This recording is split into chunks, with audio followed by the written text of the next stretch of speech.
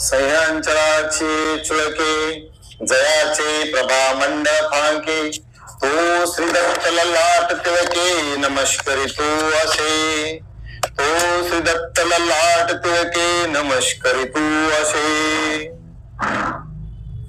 श्रीमश्चक्रधराश्च निसृतिवच पीयूष पूर्ण प्रभा पातोद पथिपांत मंथर परिश्रांत श्लोकश्य स्फूर्जित भीम भवाटवी समटसस्तं नागदेवं सदा सारासार विचार सुंदर गिरां पारंगतां नौम्यहम् तया नमन माझे गुरुपदा जेने दाखविले आनंद कंदा तोपकारुण पिटे मज कदा देवा परमानंदा तूच तेरे।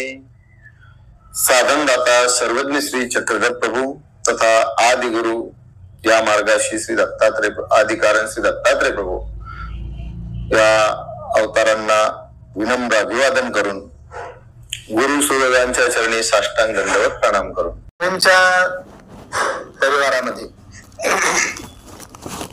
अनेक प्रकारचा परिवार होता। नागदेवाचार्य, बाईसा, महादाईसा, औसा, नाथोबा, दायंबा या सर्व भक्तगणांसह अनेक भक्त मंडळी तिथे होती। प्रसंगोप्राप्त काही मंडळी यायची, ज्याप्रमाणे चांगदेव, उपाध्ये, त्यानंतर मध्येच पद्मनाभी देव आले होते, तसाच एक मार्तंड नावाचा देखील भक्त यायचा। असे अनेक भक्त स्वामींच्या सहवासात यायचे जायचे। बऱ्याच जणांना तिथे राहावं वाटायचं, पण राहता येत नव्हतं। काहीला राहता येत होतं, पण राहावं वाटत नव्हतं। असेही काही भक्त होते। काही राहत होते, परंतु ते राहू नये असं वाटत होतं। असे काही भक्त होते। त्यातला हा एक मार्तंड नावाचा भक्त। बाईसांचा त्याच्यावर खास मनोधर्म, सांगितलेलं काम पटकन करायचं असं बाईसांना वाटायचं। परंतु त्याची मानसिक अवस्था जी होती ती सर्वज्ञांनी जाणलेली होती आणि त्याच्या जडणघडणीच्या दृष्टीने त्याला जे आवश्यक संस्कार वेळेत पडायला हवे होते ते न पडल्यामुळे की काय, त्याच्या स्वभावाची जी जडणघडण आहे ती थोड्याशा वेगळ्या वळणाची असल्या कारणाने स्वामी बाईसांना सातत्याने सावध करायची। बाई, मार्तंड निका नव्हे याशी दवडा। परंतु बाईसा म्हणायच्या, बाबा पोरगा साधा भोळा आहे, मार्तंडाची उदास भिक्षा, याची कोण माय बहीण आहे का? अशा पद्धतीने बाईसा मध्यस्थी करायच्या आणि स्वामी त्याच्याकडे दुर्लक्ष करायचे। तो बऱ्याच वेळा स्वामींच्या सहवासात तो राहायचा। अनेक गमती त्या मार्तंडाच्या माध्यमातून देवा चरित्रामध्ये आलेला आहे। हा जो मार्तंड नावाचा भक्त आहे, स्वामींच्या सहवासात आल्यानंतर स्वामी प्रवासामध्ये आहेत आणि प्रवासामध्ये चारनेर नावाचं एक गाव लागतं। संभाजीनगर जिल्ह्यामध्येच शिल्लोडच्या बाजूला एक चारनेर नावाचं गाव आहे। स्वामी श्री चक्रधर महाराजांचं तिथे आगमन। तिथे पोहोचल्यानंतर बाईसा सोबत आहेत की भक्त मंडळी आहे, हा मार्तंडही सोबत आहे। बाईसांचा नेहमी आग्रह असायचा की बाबा आपण कोणाला काही देता, कोणाला काही देता, मार्तंडाला काही देत नाही, हा सदैव रीता आहे, याला काही दिलं पाहिजे। तेव्हा स्वामी म्हणले, मार्तंडा येथून तुमचे दोष नसते, आम्ही तुमचे काय, आमच्या ठिकाणी तुम्ही 18 घास संपादा, आम्ही तुमचे दोष नष्ट करू। आता दोष नष्ट करू म्हटल्यानंतर फायदा म्हटलं की माणूस तिकडे आकर्षित होत असतो। प्रलोभन मिळालं की नकळत माणूस ओढला जातो। आपला फायदा होणार आहे म्हटल्यावर मार्तंडाने ठीक आहे झोळी घेतली आणि भिक्षा मागून आमच्याकडे भोजन संपादा असा स्वामींचा आदेश होता। पण ते झोळी घेऊन निघाले तेव्हा स्वामींनी त्यांना सावध केलं की एका घरची भिक्षा आणायची नाही, आपण 4 घर भिक्षा मागून आणा। गावात भिक्षा मागायला गेले, योगायोग की त्या गावामध्ये त्यांची नातेवाईक होत्या, मामी। मार्तंड सरळ निघाले, ते आपल्या मामीच्या घरी गेले। मामीच्या घरी जाऊन त्यांनी सांगितलं, मामी भाषा आल्या म्हटल्यानंतर मामीला खूप कोण आनंद झाला आणि मामीने विचारलं सुद्धा, कस काय तुम्ही एकटेच आले, स्वामी वगैरे? त्यांनी ते त्याच्याकडे दुर्लक्ष केलं. असू द्या म्हटले, मामी मी आलो आता, खूप थकलेलो आहे. मामींनी गरम पाणी ठेवलं, छानपैकी पाय धुतले, अंघोळ घातली आणि नवीन उठून झाल्यानंतर त्यांना छानपैकी भोजन दिलं, थोडी विश्रांती पण केली आणि विश्रांती केल्यानंतर मग उठले. मग त्यांना आठवलं, मग म्हटले, मामी आपल्याकडे काही शिळ पदार्थ आहेत का, काही भात वगैरे? आणि त्या काळी मग तो भरपूर केलेला असलेला भात त्यांनी त्यांच्याकडून तो भात घेतला. म्हणजे आणखी पण असेल तर द्या. आणि जो काही उरलेला, मामीची परिस्थिती बऱ्यापैकी असावी, बराच भात तिथे शिल्लक होता, 2-3 ढोका भाताच्या चांगल्या घेतल्या, थोडं आणखी काही त्याच्यावर पदार्थ आहेत का ते द्या, ते घेतले आणि मार्तंडाने तिथूनच भिक्षा घेतली एकाच घरून आणि स्वामींच्या जवळ पोहोचले. आता इथे पोहोचल्यानंतर बाईसांनी पाहिलं भिक्षा, स्वामींना त्याने दृष्टपूत केले आणि स्वामी म्हटले, का हो, भाताचीच भिक्षा आपण सर्व आणलेली आहे? तर ते म्हणतात, जी जी अवघा गावी एकाची पेव निघाले. गावामध्ये पेव निघालं आणि तिथे तांदूळ वाटण्यात आले, मग सर्वांनी भातच केला, मी भाताची भिक्षा आणली. अशा प्रकारे त्यांनी परिहार दिला. त्यांची अशी गडबड बघून त्या मामीने विचार केला की मार्तंड इथं आलेले आहे आणि भात भिक्षेत नेलेला आहे, याचा अर्थ स्वामी आलेले असावे. माग घेत घेत मागावून त्या मामी येतात आणि त्यांच्या लक्षात येतं की स्वामी इथं आलेले आहे.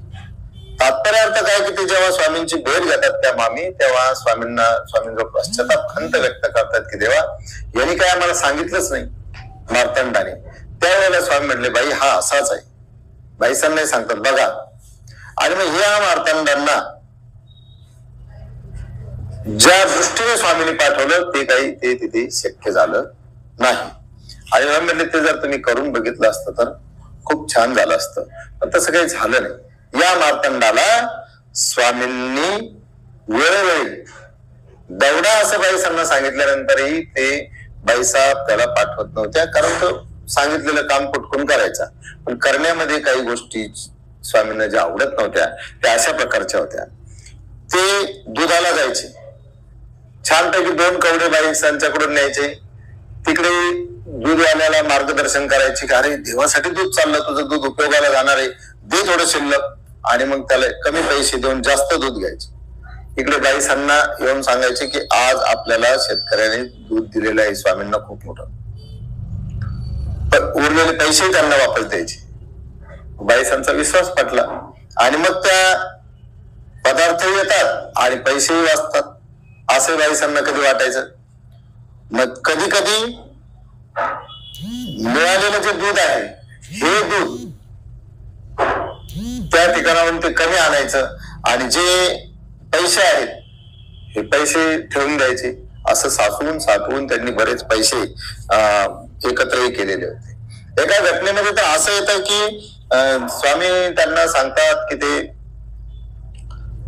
हे यात्रेला निघालेले आहे, यांना काय करा, 22 आसू मोजून दिलेले आहे आणि हे खर्चासाठी घ्या. त्या सोबत दिलेले आहेत 22 आसू, ती वाखारी पण दिलेली छोटीशी पर्स, आणि त्या चमचीमध्ये त्याने त्या आसू घेऊन गेले आणि छानपैकी यात्रा चालू आहे. थोड्याच दिवसात वापस आले कपडे फाडून आणि कसं तरी तोंड पाडून.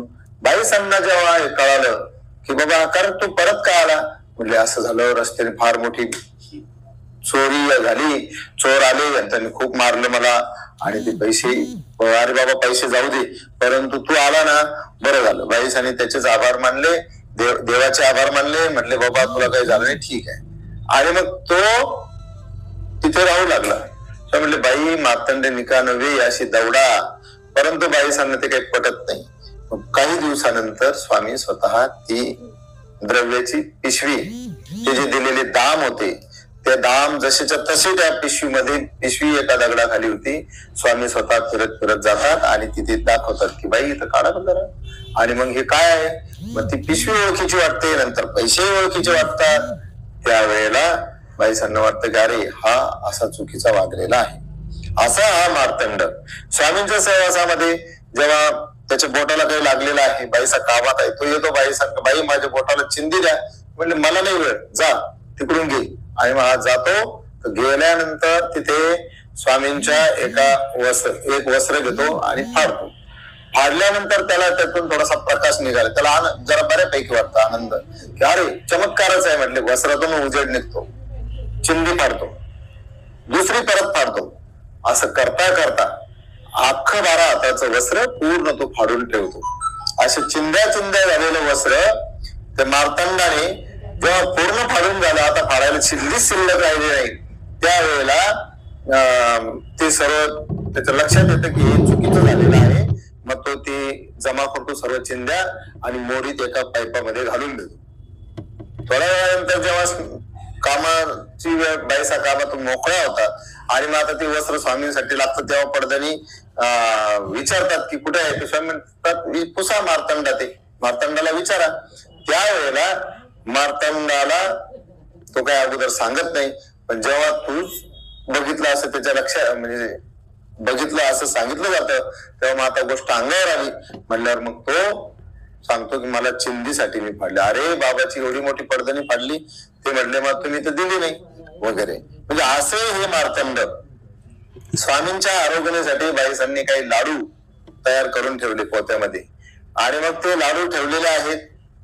स्वामींना ते दररोज दिला जायचा एक लाडू. मार्तंडाला लाडू खाण्याची इच्छा झाली, परंतु मागण्याची हिंमत नव्हती. मग आता काय करावं? मग ते त्यांच्या पद्धतीने त्यांनी प्रयत्न चालू केले. स्वामी एक दिवस म्हणतात, बाई लाडू चोरी होते आहे, आपले लाडू कमी होत आहेत. म्हणजे नाही बाबा, इथं कोण घेणार आहे लाडू? ठीक आहे, आम्ही आहे, तुम्ही आहे. लाडू तर सर्व जसेच्या तसे आहे. म्हणले लाडूची तब्येत जरा खराब होते आहे.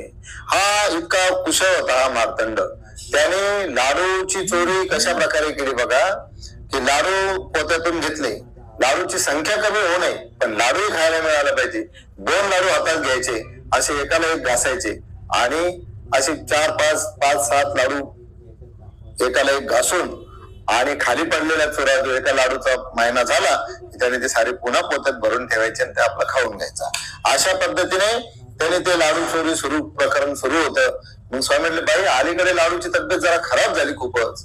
आणि मग जेव्हा बाईसांनी ते पाहिलं तेव्हा त्यांच्या लक्षात आलं, आणि मग म्हणतात, मर पोरा, तुझ्या कारणे मी बाबा ते वृद्धीत असे, तुझ्यासाठी मी स्वामींचा विरोध करायचे. अशा पद्धतीचे काही अनधिकारी जीव स्वामींच्या सन्निधानामध्ये होते, ज्यांना प्रत्यक्ष ईश्वराची सुद्धा अशा प्रकारची इच्छा व्हायची की बाई या ते दवडा है ना. सर्वज्ञ श्री चक्रधर प्रभू प्रत्यक्ष 3.5 वर्षामध्ये नागदेवाचार्यांसारख्या व्यक्तींना स्वामींनी घडून मडून इतक्या अल्प काळामध्ये योग्य केलं. परंतु असे काही अनधिकारी जीव आहेत की जे स्वामींच्या सहवासामध्ये सुद्धा चुकीचे वागतात.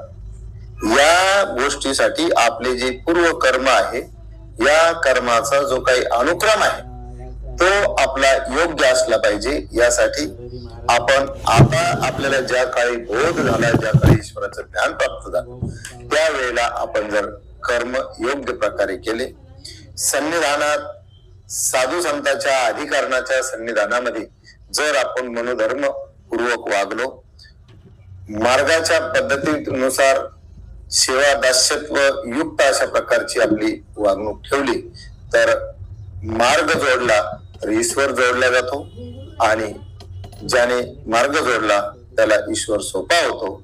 असा ईश्वर आपल्या सर्वांना सोपा व्हावा या दृष्टीने आज स्वामींच्या परिवारापैकी मार्तंड या पात्राच्या संदर्भाने आपल्याशी बोलण्याचा योग प्राप्त झाला. त्यांनी मार्तंडाचं हे चरित्र ऐकलेलं आहे, त्याबद्दल